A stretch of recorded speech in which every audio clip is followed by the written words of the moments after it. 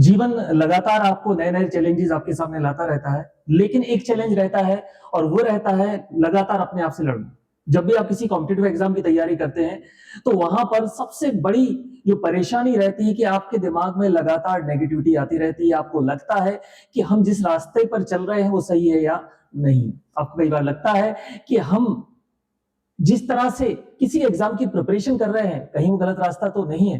कई बार लगता है कि हम उस लायक हैं या नहीं। और इस सारी लड़ाई को जीतकर जब आप एक सफलता को प्राप्त करते हैं, तो उसकी खुशी अलग होती है। आज हम आपको मिलवाने वाले हैं अपने ऐसे ही शाइनिंग स्टार से, जिन्होंने वो लड़ाई जीती है, जिन्होंने वो सफलता प्राप्त की है। सबसे पहले मैं आपको मिलवाना चाहूँगा, आपके साथ मिलवाना चाहूँगा अर्जुन, अर्जुन वैश्य। यस। अर्जुन, सबसे पहले तो थोड़ा-सा आप अपने बैकग्राउंड के बारे में बताएँ, कहाँ के रहने वाले हैं आप? मैं हूँ डिस्ट्रिक्ट सिंगरौली मध्य प्रदेश का और मेरे पापा एक ट्रक ड्राइवर हैं। तो ये काफ़ी बड़ा सपना आपके लिए रहा होगा कि किसी एग्ज़ाम की प्रिपरेशन सबसे पहले तो एक कोर्स में एडमिशन लेना और उस समय एक सपना देखना और सबसे पहले जब आपने इस नेशनल लेवल के एग्ज़ाम को क्वालीफाई किया, एक अच्छी रैंक के साथ में, तो घर वालों का क्या रिएक्शन था उस समय? वो तो जैसे ही मैं एग्ज़ाम दे के निकला तो मतलब एग्ज़ाम देने के बाद मैं अच्छा लग रहा था। तो मैं तुरंत पहले पापा को कॉल किया, उनको बताया कि एग्ज़ाम बहुत अच्छा गया। तो पापा बोले कि वो तो बहुत अच्छी बात है और वो एक ही बात बोले कि तुम घर जाओ पहले कुछ खाना-पीना खाओ क्योंकि खाली पेट गए थे। माता-पिता इसी तरह से होते हैं और उन्हें एग्ज़ाम के रिज़ल्ट से ज़्यादा चिंता रहती है कि बच्चे ने कुछ खाया-पिया है या नहीं खाया-पिया है। जब आपने ये एग्ज़ाम की प्रिपरेशन स्टार्ट की, तो जैसा मैंने बोला कि ये एक लंबी जर्नी रहती है। पहले आप शुरुआत करते हैं, बीच में कई बार आपको क्योंकि सिलेबस बहुत वास्ट है, अगर जीपेट की बात करें तो काफ़ी बड़ा सिलेबस है। तो इस दौरान कई बार ऐसा लगता होगा आपको कि टफ जा रहा है जब चीज़ें भूल रहे हैं, याद भी की थी कुछ समय पहले जो पढ़ा था, अचानक से ब्लैंक हो जाता है। तो उस दौरान चीज़ों को कैसे डील करते थे? मैं सही बताऊँ तो मैं कोचिंग से जाने के बाद रिवीज़न नहीं किया हूँ कभी भी। और मैं 2 घंटे रेगुलर कोचिंग में पूरा टाइम दिया हूँ, रेगुलर आया हूँ शुरू से और संडे भी 6-6 7-7 घंटे रेगुलर आया हूँ, सब लोग जानते हैं।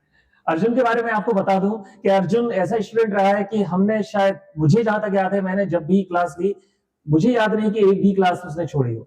तो मैं आप लोगों के लिए साथ में ये बोलना चाहता हूं कि रेगुलरिटी और कंसिस्टेंसी यहाँ पर बहुत इंपॉर्टेंट रोल प्ले करता है। हाँ, लेकिन ये आसान नहीं रहता क्योंकि कई बार मन करता है कि आज दिन भर कॉलेज में थक गए हैं, आज शाम को बंक मार देते हैं, कल चले जाएंगे, कल से फिर हम स्टार्ट करेंगे।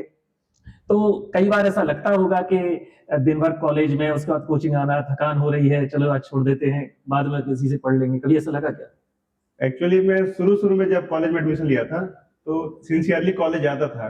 फिर कॉलेज का पॉलिटिक्स समझ आया तो फिर कॉलेज जाना छोड़ दिया। तो बीच-बीच में बस काम चलाने के लिए जाता था कि वो अटेंडेंस मैनेज हो जाए। फिर कोचिंग पे ही फुल फोकस मेरा। इस एग्जाम की जब आप प्रिपरेशन कर रहे थे, तो प्रिपरेशन के दौरान आपको क्या लगा? कौन-कौन से सब्जेक्ट आपको लगे कि हाँ, ये थोड़ा-सा समझने में दिक्कत है और इसको थोड़ा-सा ज़्यादा टाइम देना पड़ेगा? समझने में मेरे को दिक्कत किसी सब्जेक्ट में नहीं रही है। मेन मेरे तरफ से जो लैक रहा है, मुझे जो लगता है कि मैंने कभी रिवीजन नहीं किया हो। जो भी जैसे एग्जाम का वो आता था कि आगे से डालते थे कि संडे को चाहे दिन इतने सब्जेक्ट का टेस्ट होने वाला है, तो मैं उसके लिए 2 दिन से पढ़ लेता था पूरा, फिर एग्जाम देता था। फिर ऐसे ही कर करके एग्जाम दिया हूँ, जो कोचिंग में मॉक टेस्ट होते थे वो भी दिया हूँ। तो बस लास्ट मोमेंट पे ये रहा कि जब लास्ट का 1 महीना बचा, तो मुझे लग रहा है कि इस बार 29 दिन का फरवरी क्यों नहीं है। उस समय एक-एक दिन का काफ़ी मायने रखते हैं, एक-एक दिन काफ़ी लगने लगता है कि हाँ, क्योंकि एक तो समय से पहले डेट आ गई थी, जो मई में एग्ज़ाम होने वाला था, वो मार्च में एग्ज़ाम था और फिर 1 महीने बचना। हाँ, एक काफ़ी कठिन वो था, टाइम था। आप पूरी प्रोसेस के दौरान आपने जो सीखा है, हाँ। आप क्या शेयर करना चाहते हैं कि इस प्रोसेस के दौरान आपने क्या सीखा? कॉम्पिटिटिव किसी भी कॉम्पिटिटिव एग्ज़ाम की प्रिपरेशन के लिए कौन-सी चीज़ सबसे ज़्यादा मायने रखती है? मैं एक बात कह रहा हूँ कि हमारे कोचिंग के सारे टीचर्स बहुत ही अच्छे हैं, लेकिन मैं स्पेशली आशीष पाठक सर से ज़्यादा जुड़ा हूँ क्योंकि मेरे हर डाउट को वो रिप्लाई देते हैं, तुरंत कॉल करता हूँ, वो पिक करके समझाते हैं और उनकी मैं जो वीडियोज़ देखता हूँ यूट्यूब पे काफ़ी फ़नी भी रहती हैं। तो उन्होंने एक बोला कि पढ़ो ऐसा कि तुम किसी को पढ़ा सको। तो मैं जब पढ़ता था तो मैं अपने रूममेट को पढ़ाता था, वो मेरा जूनियर है।